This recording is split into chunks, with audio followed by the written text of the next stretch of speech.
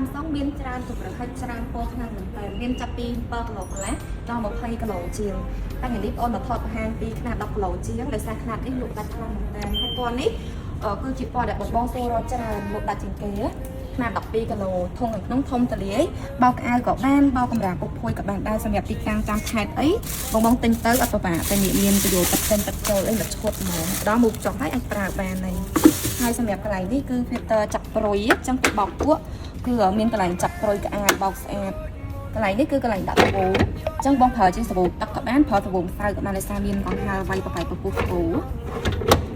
ហើយសម្រាប់ទ្វារគេគឺមាន sensor អញ្ចឹងពេលតម្លាក់មកលឺខ្លាំងសម្រាប់ការបោកពួកអីក៏អត់ពិបាកដែរមានប៊ូតុងចុចបើគឺមុខងារឲ្យចុច start ចង់សម្រាប់ការប្រើគឺស្រួលហ្មងសម្រាប់12គីឡូនេះតម្លៃត្រឹមតែ$200ជាងហើយមានប្រចាំចឹងបើសិនជាបងចាប់អារម្មណ៍អាចចូលមកទីដងហាងក៏បានឬក៏ប្រមកតាម TikTok ឬក៏តាម Page អីតាមនៅក្នុងពេញក្រោម15គីឡូម៉ែត្រពីខាងទៅខាងអូនពី10ព្រីតម្លៃរៀបចំឲ្យមួយសេតហើយសម្រាប់ការធានាគឺធានាជូនមួយឆ្នាំលើសេវាកម្មចុះចូលនៅក្នុងតឡាធានា10ឆ្នាំទៅលើម៉ូទ័រ